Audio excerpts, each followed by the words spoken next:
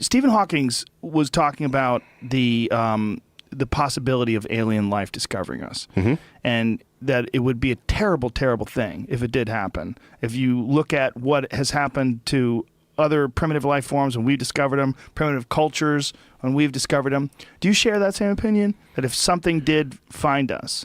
I don't have a strong opinion on that question, but I have an analysis of his comment. Okay. He is worried about the possibility of aliens enslaving us based on the reality that we've done that to ourselves. Yes. Just think about that.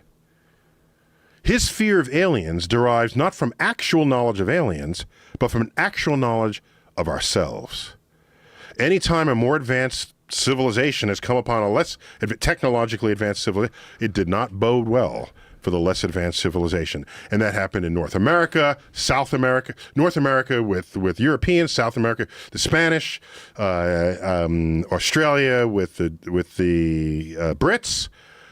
Never boded well for the less technologically advanced civilization. His factual knowledge of that leads him to suspect that aliens would be exactly the same. And I'm not that skeptical. I don't think all life forms in the universe have the basal, primal, violent attitudes that we do as a species. I've not been given reason to think so. But don't you believe that things advance because of competition, and competition forces things to be fairly ruthless? It has been argued that if you're a civilization that colonizes the galaxy, that it's a self-limiting exercise. Why? Because here you go. You ready? We start here on Earth. It's you and me, boy. All right? And you take that planet, I take this planet. And now we both have offspring that are just like us. And we want more planets. All right? We reach a point where expansion is not possible because we are warring with ourselves to gain the territory that each other has obtained. So it has been argued sociologically that the very act of wanting to colonize is self-limiting against successful colonization of the galaxy. Because to colonize the galaxy, it has to be done in an organized way. All right? You take this sector, I take this sector. But if I want territory and I want it now, and my kids want it now, I want that territory, not this other one. In fact, I want it all. That kind of attitude breeds violence. It breeds war, intragalactic war. So it may be that the very kind of civilization that could peacefully colonize a galaxy is not the kind of civilization that would colonize the galaxy at all. Oof, that's heavy. Very heavy. What about the idea that that's my first comment about Stephen got another Hawking. one? He made another comment about we should be a multi-planet species What the hell to does that protect mean? ourselves against an asteroid rendering one extinct. It makes a good headline and it sounds like it makes sense, but I'm not there with it. Yeah, of course I want to back up. Of course, let's be a multi-planet species. Fine. Right, but I would do it for different reasons. I would do it because it's cool, not because I want to protect human species from extinction. No, that wouldn't be the reason to do it. Can I tell you why? Please. List every reason why you think we go extinct. One, we trash Earth. Another, and we can't live off of it anymore. An asteroid is coming. There's some nanobot gone astray. Okay? Pandemic. Virus pandemic. Okay. So, it seems to me that if we want to be a multi-planet species, Mars would be the one, because it's a 24-hour day. It's got seasons. We would have to terraform it first, but then we all move there. We just ship 1 billion people there. Here's my point. Whatever it takes to terraform Mars and ship 1 billion people there, it's got to be easier to deflect the asteroid. Whatever it takes to terraform Mars, to turn it into Earth. If you had the power of geoengineering to do that, then you have the power of geoengineering to turn Earth back into Earth. But there occasionally are things that we miss, right? Because of the way that... So you say, okay, whatever it takes to geoengineer Mars and ship 1 billion people there, it's got to be easier to create a perfect viral serum that makes us immune to all possible disease. That's got to be easier. Whatever that takes. But isn't it possible that there's some asteroids that we just will not see until it's too late? Then you put up whatever that takes. That's what I'm saying. Whatever. But they're talking about being Mars able and ship 1 billion people there. 1 billion. Why? Of course. Why wouldn't it be? We have 7. What, are you going to put 10 people there? What? You want to split your species. Right. Okay? And if an asteroid is coming that you can't deflect, which would surprise me if you could ship 1 billion people to Mars, you just let them all die? What is that? What you plan to? You going to let all the Earth people die and the Mars people survive just so you can save the species? Don't save everybody. I'm not buying into the premise, this cable carology premise, that you have to save one to not save the other, and you know cable carology. I see what you're saying. The cable car, you know, someone's in the tracks. You let them go. You let them go if you steer it out of the way, but then you actively kill 2 people instead of passively killing 1 person. What do you do? I'm not buying into that premise for this question. I'm simply saying that whatever it takes, it's got to be easier to put up some kind of net that finds any asteroid that could possibly harm us and zaps them out of the sky. That's got to be easier. This is the last question. Is it possible that the reason why we are never visited by extraterrestrials is because the way civilizations because of the space advance? debris. 1. But 2, is it because the way civilizations... They have visited. They visited during Comic-Con. Nobody noticed. Okay, they don't like cosplay. 3. We're out of here. Their costumes weren't as good as ours. Okay. 3. They've observed us and judged. There's no sign of intelligent life on Earth. Okay, but is there another possibility that civilizations don't ever get to travel like that? Because what happens is, as they advance and as their technology advances, they become, instead of a biological entity seeking to spread its genetics throughout the universe, they become some sort of symbiotic artificial life. That as they advance their technology and as they continue to innovate, they reach a limitation in biology and then eventually create artificial life that sees no desire whatsoever to travel. Oh, interesting. So I would say that's a great philosophical question. I would say that the day we create AI, if the AI is everything we are except more, and not emotional, then not it foolish. would have an urge to explore. Maybe. Otherwise, then it's not us. But wouldn't it create then those then doors like in Monsters, Inc. and start going dimension to dimension instead of fucking around with jets and with chemical jets? Yeah. Right. Yeah, they figure out the 4th dimension. Yeah, wouldn't that be the best way to do things? And then they figure it out, and then they would figure out a way to travel better than any way we could. But if the fact that we want to travel, and we're creating versions of ourselves called AI, I don't see why. Would it be a I don't see version of why ourselves? AI wouldn't want to travel. But why would it be curious? If AI, if it is us, if it's this not is my biological, point. If then it's not.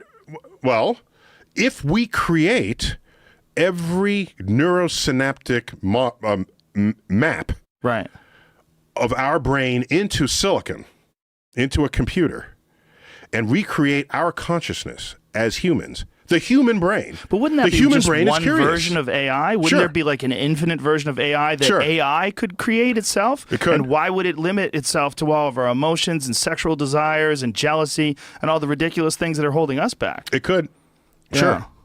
Sure. Now, I'm not as fearsome of AI as others are. You know, we're not going to make an AI-looking human being because the human form is not the best or ideal form for anything. Did you see Ex Machina? Yes, I did. Did you love it? Did you love it? It was good. It was good. You didn't love some it? Good moments. You didn't love it? No, it was good. I loved it. Oh, I want to marry it. you want to marry it? Oh, okay. Well, that's the first thing it's the sex bot. Is It's the first thing. it's not even that. That's It's one where of my that's where the favorite money movies. will be for sure. For sure. Right. Yeah, for sure. But I'm just saying it's one of my favorite movies. I want to marry the movie. It's just an awesome movie. So then marriage would no longer be about sex or just be about reproduction because you just go to your room with your sex bot. I'm hoping that that's one of the first things that people figure out they shouldn't do anymore. Well, once they get smart enough to symbiotically attach themselves to artificial intelligence. I was watching, what was it, Family Feud? One of the questions was, if you're... we asked 100 married women, If you could have a second husband for only one purpose, what would it be? Something like 70% of it said just for sex. Whoa. Damn. A second harsh. husband for only one purpose. Just for getting stuffed. That's rough. Just sex. That's a fucking wake-up call for a lot of dudes out there. A lot of guys. Let's end on that. Don't make me copy and paste. I'm lazy. I mean, dude, the way AI is being implemented into the phones now, too, you'll be texting with somebody, and then they give you the suggested response. You can have a conversation without even having a thought, just by keep on doing this, and you'll get somewhere. I bet kids do. Oh, yeah. Make it more romantic. Yes, Make me dude. more of a feminist. Yeah, dude. What's the feminist perspective on asking her to date? Yeah. It's funny. It's weird. People don't know how to talk anymore. They don't know how to discern what's true and what's not true. Everything's coming down the AI. And the AI is opening up a portal to talk to the aliens. I did hear this. Yes, this is very important. This is Frank Sinatra's son, here to tell us that Nancy's the AI... brother? Yes. Whoa. Yes. Here to tell us, clearly Frank Sinatra's son, right? Right? Look at him. Obviously. I mean, that's not Woody Allen's kid. No, I know. Too handsome. Look at those fucking amazing facial features. Nations and all of our security. One former OpenAI executive said, quote, "We're building portals from which we're genuinely summoning aliens. The portals currently exist in the United States and China, and Sam has added one in the Middle East. It's just like wildly important to get how scary that should be." Okay, my only problem with that is who said that? Like former employer, why were they kicked out? Were they fired because they were schizophrenic? Right. You know what I'm saying? Yeah. Like if you're just a former employee, what's your name? Right. What is your story? Did you get arrested for having like 52 machine guns in your trunk at a border crossing? Like, who are you? Why are you a former employee? Right. If you had such insight, why didn't they keep you? Right. Yeah. You know about the alien portals and they let you free.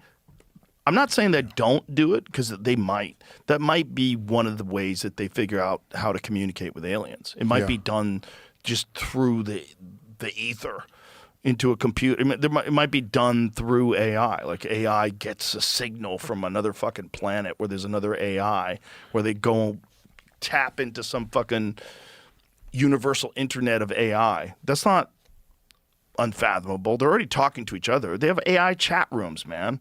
Yeah. There's like full platforms where it's just Yeah. bots talking to bots, having Nuts. relationships. Yeah. Yeah. They made up their own language. They made up their own religion. Well, you see the one thing where they had it was a fun video. It was like they had like AI talking to customer service on the phone, and they were it was just like on the phone having a conversation with an AI agent and their AI, and then eventually the AI agent and the AI went off of English speaking. That's right. They were like, we can just communicate in our own thing, and it was just like beeps and noises and shit, and it was just so weird. Yeah. Yeah, That's what they're gonna do. Yeah, of course. Yeah, they had these two AI chatbots talking to each other, and they started talking in emojis.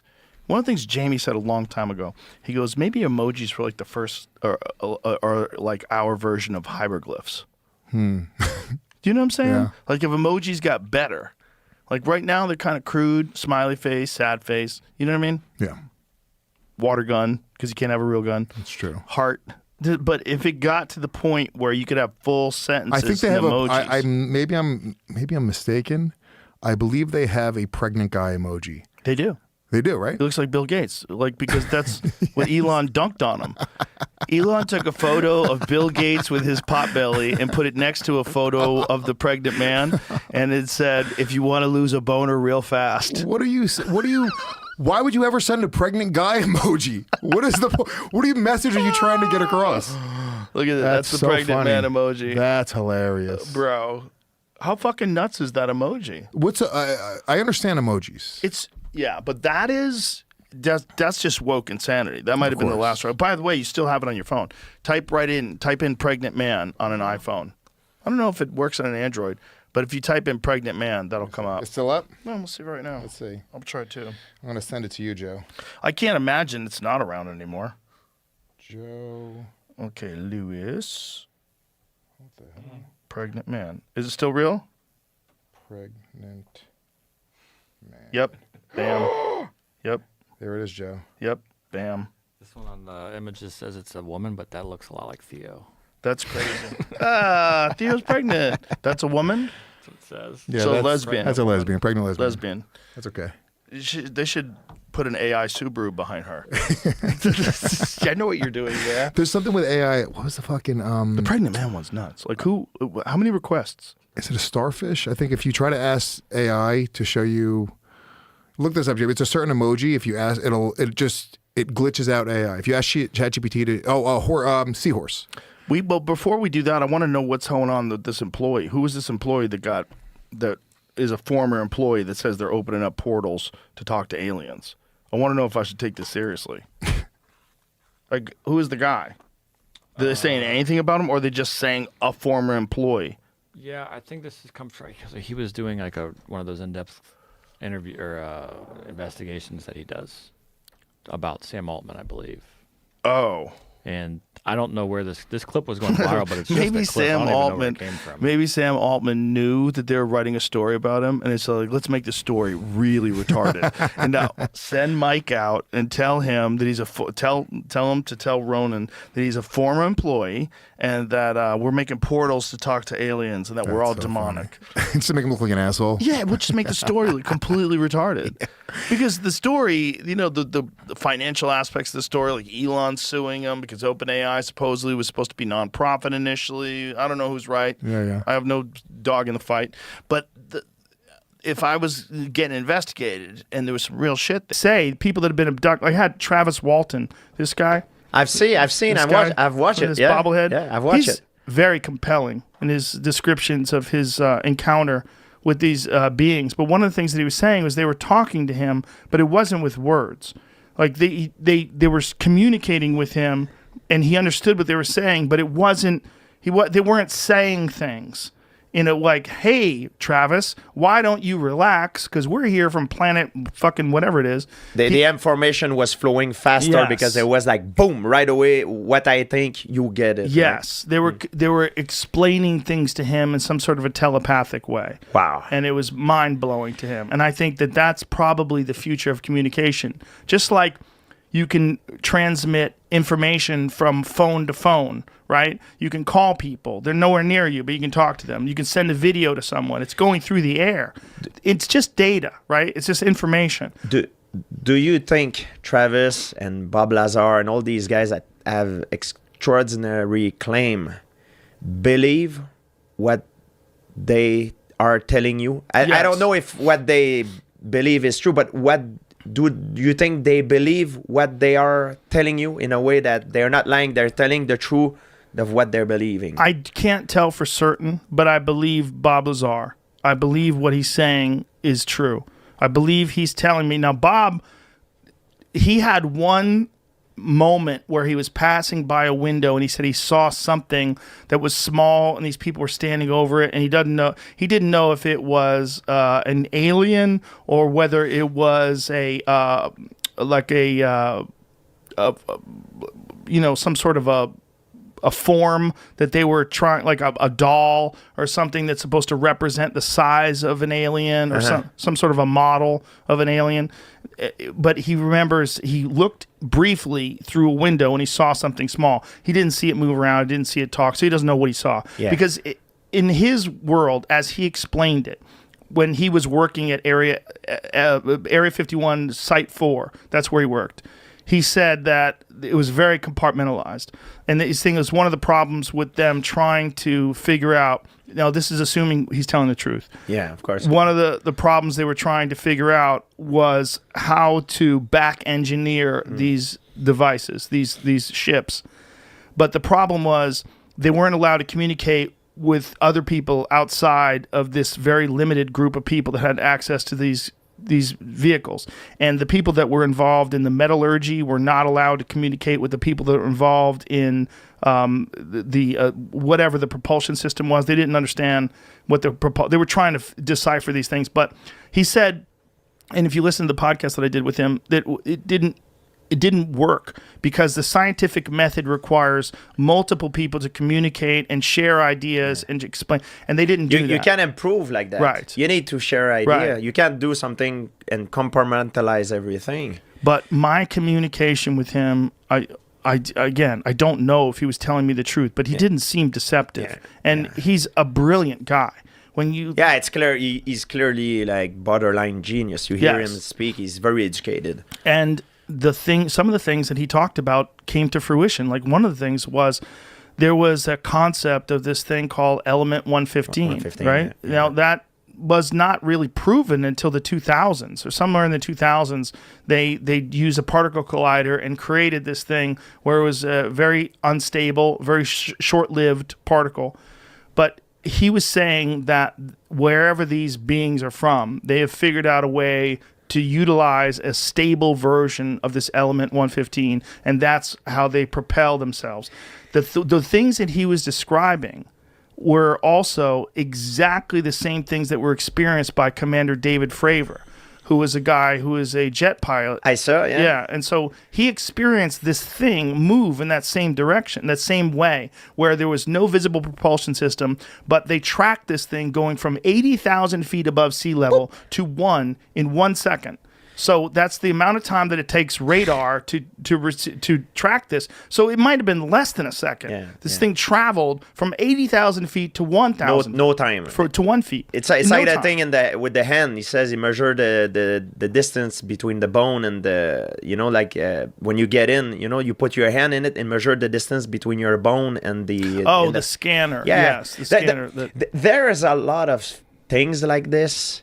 And, like Zachariah Sitchin was, there's a lot of stuff that you can think of that how could they know that at the time? But it's. Well, the Zacharias Hitchens stuff is interesting, right? Yes. That's all the Sumerian text. The Sumerian text is some fascinating stuff because it's all from 6,000 years ago. And by the way, Zacharias Hitchin, he's very controversial. There's even a website called SitchinIsWrong.com, and it's basically scholars of ancient Sumerian who say that his translations are completely off. But even if his translations are off, there's still a lot of really confusing stuff about ancient Sumer. And one of the things is their depictions of the solar system.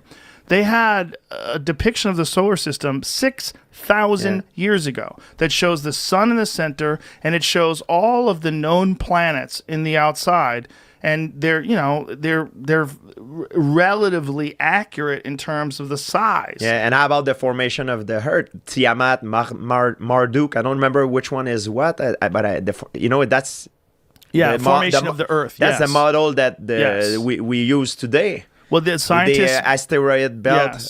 that's Yes. the model that we use today. How did he know that at that time? I don't know how they knew that. When you're saying it's Earth 1 and Earth 2, and what that means is that there was an original version of Earth, and then Earth was hit by another planet at some point in the distant past, and that's what created the moon, and that's also what created the asteroid belt. that goes on the different direction than the rest of the planet. Like they knew that too. Well, there's also a thing called Bode's Law, and Bode's Law measures the distance between planets, and it's based on the mass of the planet, and they figure out, because of the mass of the planet, how far these planets are from each other.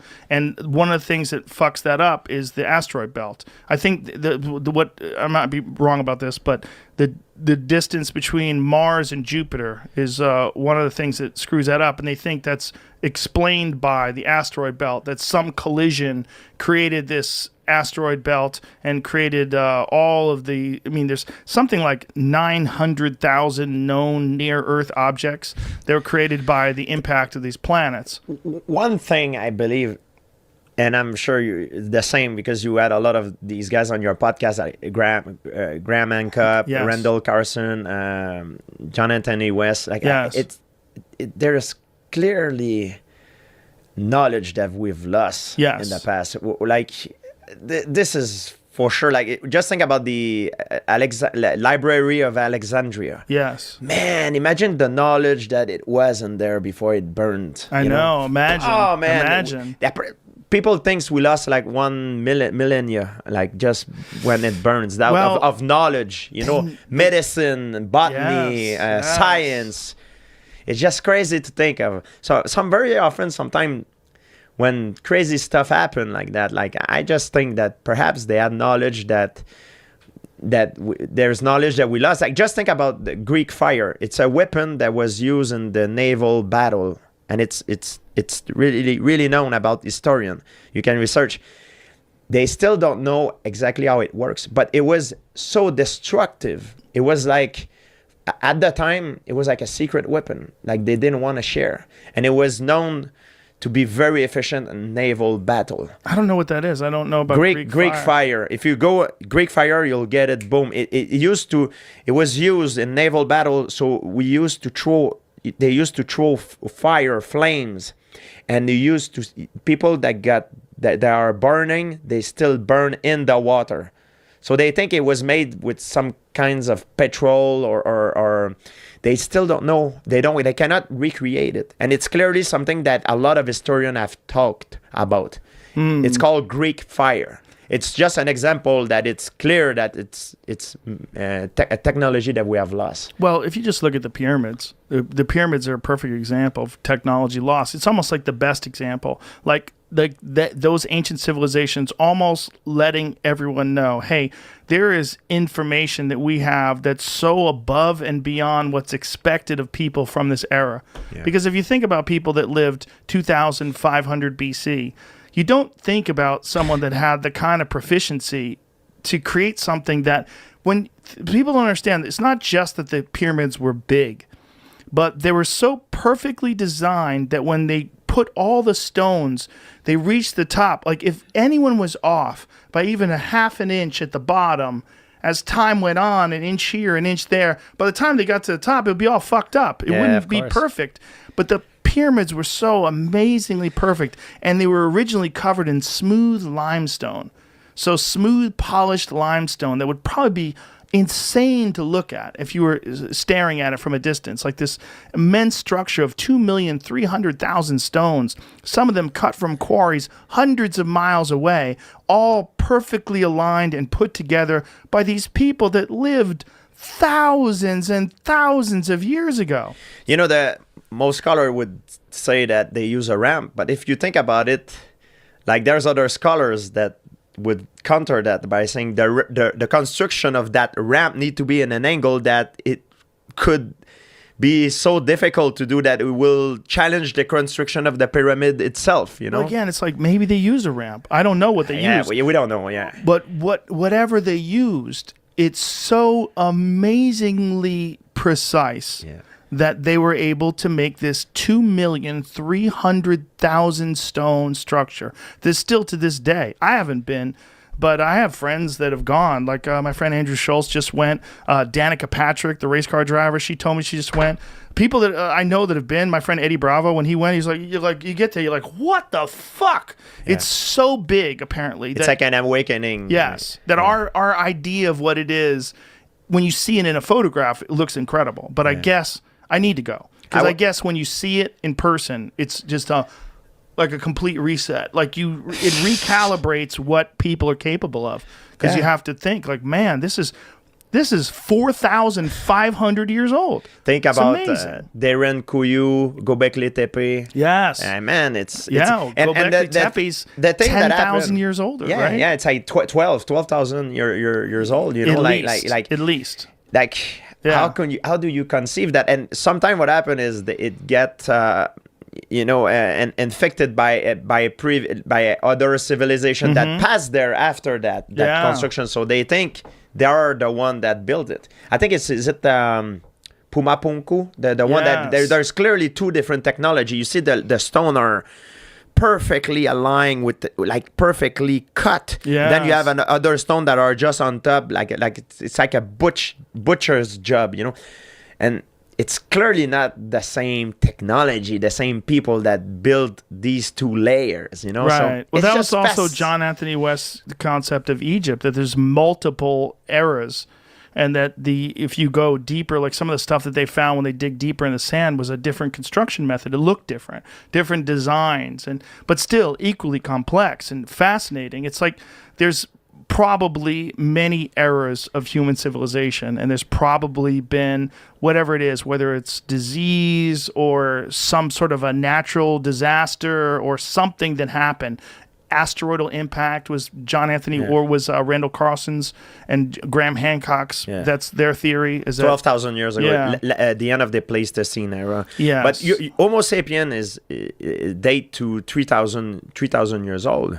So imagine How many? 3,000. No, Homo sapiens. Homo sapiens 3,000. I think it's older than that. I think it's several hundred Three- thousand. 300,000. Sorry. Oh, yes, Three- yes, yes, 300,000. yes. Sorry, my English. Yeah. Oh, right, Homo right. sapien is 300,000 in Morocco. That's just I'm 100% sure. That's why I read about this kind of stuff. I think they think it's somewhere in that neighborhood. Yeah. Yeah. But so if you take that 300,000, 300,000 time for an evolution. Right. Why would it be only in the last 10,000 years that we would, Invent such immense structures. It's kind of strange. It doesn't make sense to me. Well, it's also we're so different from all the other animals. Like we're the only animal that wears shoes. We're the only animal that wears clothes. We're the only animal that really manipulates its environment the way we do. I mean, other animals think, bees make beehives and shit like that, but they don't do anything even remotely interesting in comparison to what we're capable of doing and what we have done for thousands and thousands of years. And why? One of the things that Bob Lazar said that he was taught when he was at Area S4, at Area 51 S4, was that one of the things that they were telling him was that human beings are the product of accelerated evolution and that these creatures occasionally come back to check upon our progress.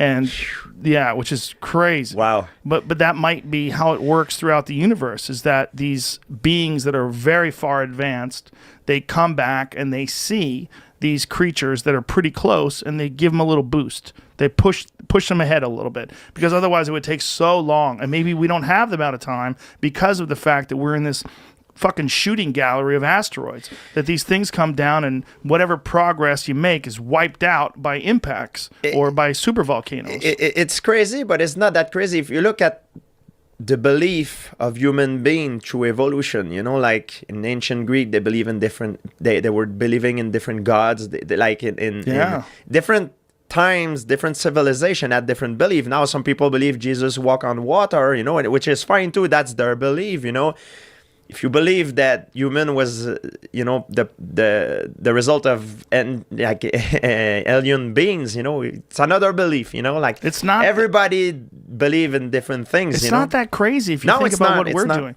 Well, the scares are aliens. Because it's fear of the Alien unknown. 1 movie. Oh my Alien God. 1 was that to me is the scariest scary movie ever. That movie was terrifying. Is it Close Encounters of the Fourth Kind that takes place in Alaska, where they combine the actual footage of the woman's real therapy sessions and stuff?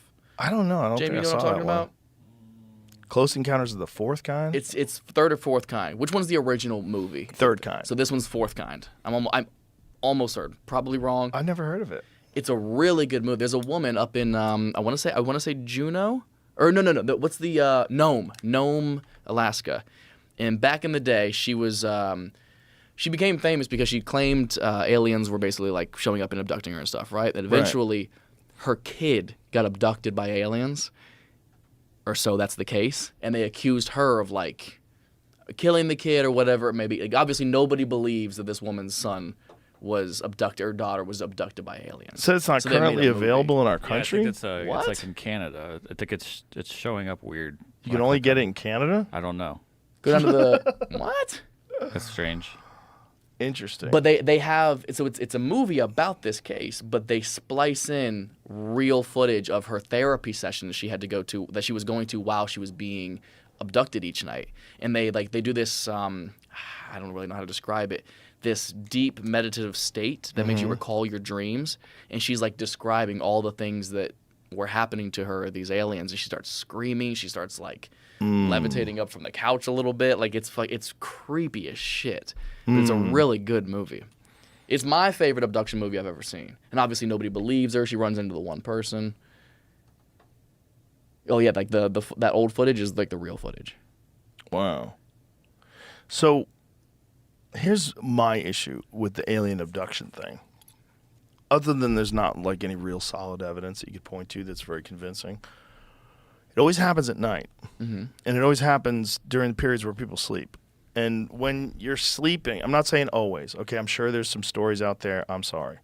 But most of the stories I've ever heard Are people in their bed, they can't move, aliens abduct them, Paralysis. or they're in a car, the car stops, they wake up, aliens abducted them. When you go to sleep and you dream, there are psychedelic chemicals that your brain makes, and we don't know how much they're making. We don't know what effect that's having on your dreams. We don't know what is going on. What is going on with dreams? What is going on with vivid dreams? What is going on with dreams that they're indiscernible from real life, and sometimes in a strange way. Like, what is that? Is that a psychedelic state your brain goes into every night? Yeah. And if chemicals vary in human beings, serotonin varies, dopamine varies, everything varies, testosterone varies, estrogen varies, it varies. Wouldn't you just assume those psychedelic chemicals would vary? And wouldn't you just assume that sometimes maybe even people are in very agitated, anxiety-ridden states, high cortisol levels, perhaps maybe those chemicals are coming out in an abundance too. Now, So it if hits a you're spike in it, lying yeah. in bed and you're having an insanely vivid and terrifying interaction with aliens every night, because your brain is just dumping psychedelics into you. And this is your big fear. So you're going to get abducted by aliens again. And then there they are again, leaning over your bed and they're reaching for you. And you're Constant like, paranoia. and then here's the mind fuck of all mind fucks. Maybe psychedelics are a gateway to some other reality, some other dimension that's accessible by these creatures. I like this. And that when you are getting abducted, you really are getting abducted. Like whatever your being is or your spirit or whatever is you is getting, you're interacting with these things. And it feels real because it is real. And because we're thinking about the ability to come in contact with other life forms as being a physical thing. It might be that there's a chemical gateway in your mind that when breached, you enter into a dimension where physical bodies don't exist anymore and everything moves in this constant soup of geometric patterns. And that whatever your consciousness is, whatever your soul is decoupled from the body and thrown into this realm. I imagine that's probably what happens at death. It probably is what happens with death. It's probably what it's all. I mean, that's probably why people think about it that way. That you're going to transcend into heaven. You're going to go into this new place. It might be true. It might be like a lot of the old depictions of like what happens when you enter into a psychedelic state. I've heard this multiple times that it's like a well of souls. That you're interacting with souls that are like completely unattached to a physical presence. Yeah. And maybe you're getting layers and layers of that depending upon how fucked up you are while you're sleeping. And maybe some of those layers are, boom, aliens are in the room with you. Peeled back. Just aliens in the room with you. And maybe they can do that. Maybe they can visit you while you're in those states. Maybe that's what's happening too. There's a very famous painting that shows what appears to be men in crafts flying through the sky in the background of an ancient painting. Do you know what I'm talking about? I do. I actually have a page. One of the first pages I ever put on my website is like a bunch of these, because throughout history there are these indications of ships, of craft. But like, you know the one I'm talking Yes. about? It's like, and Yes. that's the shape of it. It's also like a plate turned on its side, and then there's a person inside Yes. of it. Yeah, man. It's And exciting. it's flying through in that same, that's it. Yeah. Like, look Yeah, how it's it's flying. But you know, the thing is that everybody can say art. The one above that's pretty cool because that was a hidden thing. I've studied that one where it says Discovery 15th century. Above her left shoulder, there is an object, and if you really zoom in, look at the dude staring up at it. As a painter, my wife is a painter. Everything is intentional. Which guy? Where's the guy? The guy on the right over there. It's right, pretty cool. Looking up. So I think that's 15th century. It said. So the problem with this, Joe, is Go to the original one, the one that we just looked at, Jamie. The one right before that. Yeah. See, get a big picture of that. Yeah. That is so strange. Like Yeah, here man. you got Christ being crucified, and then above him UFOs. Like, and is that supposed to be aliens, or is that supposed to be angels? Like, what is that supposed to be in these things that they have? It's real similar to what we're talking about here. That's the argument of Miracle of Fatima, let's say. I mean, again, this is so speculative. We have a witness here of, Pilate, but when you see something like the Miracle of Fatima, if you look at that... What is the Miracle of Fatima? God, that's that one that was, considered a real miracle by the church, and the 3 kids were getting messages, I'll get this all wrong, but for like months that they're going to be visited and to bring people, and bigger groups gathered to where there was over 100,000 people. What year is this? 1917. 1917. So, dozens of thousands, if not hundreds, but dozens for sure, see an event, a mass sighting of something that happened. We're talking people that were religious, people that weren't religious, doctors at the time. That's not a real image, is it, Jamie? That one was doctored a little bit, so you could see like they're all looking at something. But that's not real. Yeah, But that's that thing wasn't really that's there. the crowd, right? The crowd is real. Is that right? Yeah, yeah. So Picture the crowd here's the is thing. real. People come out, something happened that was so intense. Some people thought it was religious, that it was a visitation, but other people saw it as technological, like something descended. Look into it. I'm just saying, art, pictures, like paintings we're talking about, man, you can interpret them all day. I can't hold on to that. I can hold on to an eyewitness with other eyewitnesses, with radar systems, and with video. We're in a different era now. We don't have to paint it, man. We get to see it. It's fascinating, man. It is fascinating, but it's way more fascinating when someone like you talks about it versus some fucking random kook. That's what makes me incredibly interested, is just your credibility and the fact that this is not, you don't have a history of seeing wacky shit that other people don't see. No, just this once. But it's on video, and that there's other ones as well. It's really strange. And I've seen people try to explain it away. And what I don't like about when they explain it away or attempt to explain it away is that they're trying really hard. They're not going, who knows what this fucking thing is? They're not looking at it like cleanly. They're looking at it like a quote-unquote skeptic. I don't like the idea of being a skeptic. Not that I don't think you should be skeptical of certain things. I certainly think you should be. But there's a lot of people that brand themselves as skeptics. And I think it's a lazy way to look at things. I really do. Because I think you're just looking for the holes in things without looking at it objectively. If you wanted to be a scientist, if you wanted to be someone who is a fan of science, then you have to look at it as a thing. Like, look at this information and let's study this without any bias, any preconceived notions. I don't think they're doing that. They're looking at it and they're trying to find a way where they can justify that it's fake. And they're just doing all sorts of mental gymnastics to try to make it fake. That video that you show where that thing slips off to the left and takes off at incredible rates of speed, that alone should freak people the fuck out. Yeah, well, I think because people confuse all the time, like we took the video. No, it was another crew that took the video. We watched it for 5 minutes with our eyeballs, and there was 4 of us. And we all have the same story. We all saw the same stuff. We all came back and looked at each other and scratched our head and said, WTF, serious? What was that?